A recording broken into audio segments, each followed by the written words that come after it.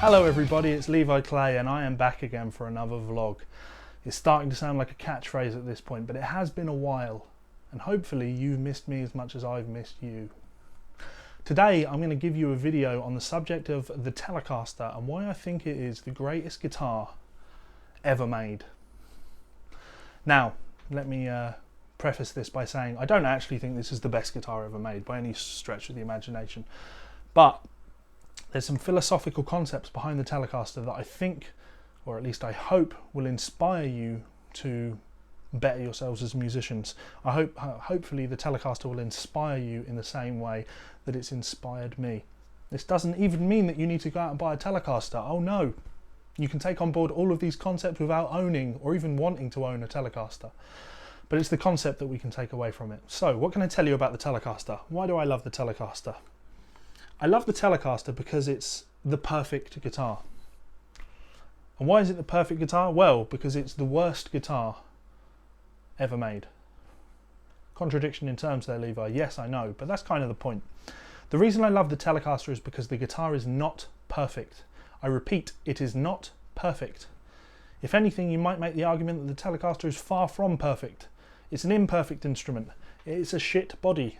It hasn't been shaped at all. It's like someone took a coffee table and cut a shape out of it and bolted a shit neck onto it. It is not perfect, but that's what I love about it. You see, there are lots of guitars that came after the Telecaster, a great example being the Stratocaster, which Leo made after the Telecaster. And you could think of the Stratocaster as being an improvement on the Telecaster in every way. Some people would say, well, no, the Stratocaster had a slightly different market, Levi. I would still make the argument that lots of country musicians were using Stratocasters.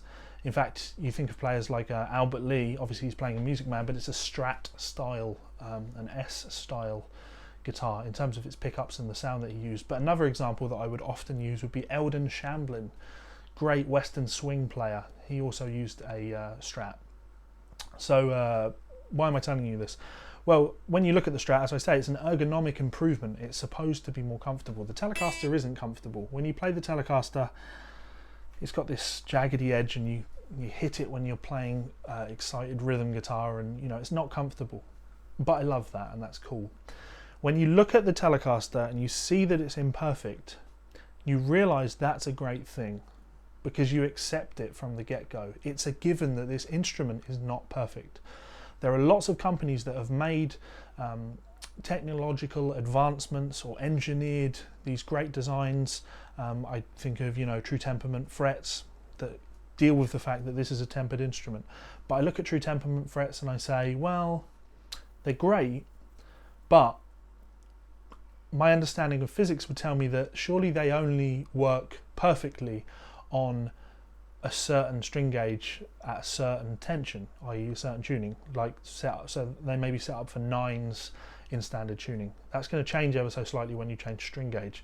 So at that point it's no longer perfect. It might be a vast improvement on this, but it's not perfect. The Telecaster accepts that it's not perfect. Things like nuts, there are companies that dealt with things like the Irvana compensated nut or the Buzz Phaeton tuning system. These are all ways to improve what we have. Ola Strandberg, lovely guy, and he's made some lovely instruments. I've played a fair few of them and they're all great. But we can't ever say that they're perfect.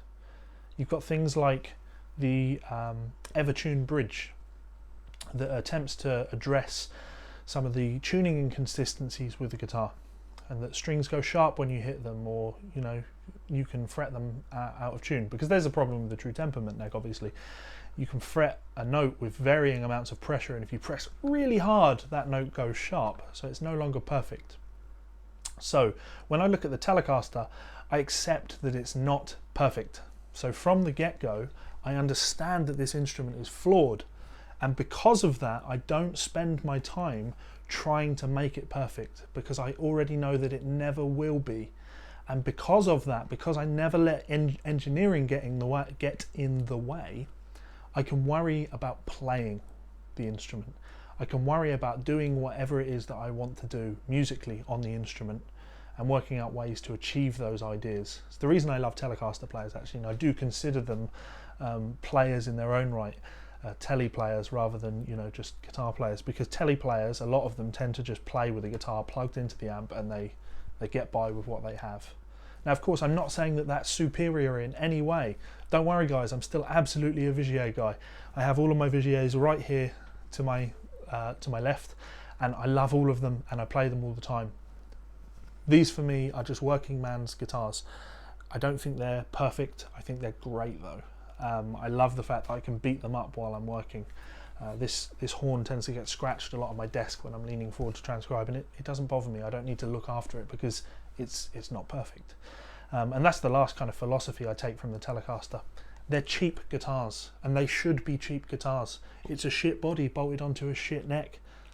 Simple as that, you know. There's no reason that you should be paying thousands and thousands for a Telecaster, in my humble opinion, because if you're going to spend that, get something that is considerably more perfect, something that's been improved. This guitar is a Mexican Fender Road-Worn series, which I've upgraded with Danny Gatton pickups, and I've got some Wilkinson saddles in there, which allow me to intonate it a little bit better, because, well, there you go, I'm a hypocrite. I don't like the standard Tele saddles.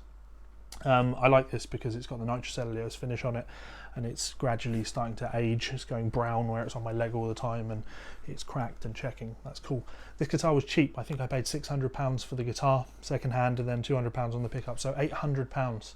I have a beautiful Paisley Telecaster over there that I paid under £400 for. A thin line was cheap. I do, again, I'm a hypocrite. I have a beautiful Sir here. This was my first Telecaster, and that was obviously considerably more.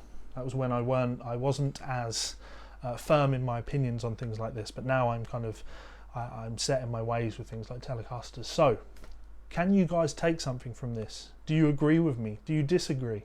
Do you like the concept that once you accept the fact that the instrument you're playing will never be perfect, that you can focus on just playing the damn thing? Because ultimately that's what it's all about, just playing the music. Hopefully you agree with me. If you do, guys, please do like, share, comment, and obviously hit the subscribe button, which really helps the channel out. If you've got thoughts on this, drop them in the comments box below, and if you've got other subjects that you'd like me to talk about, please do let me know. This isn't the best guitar that money can buy. It's terrible, but it's perfect. Peace out, guys, and I'll see you soon.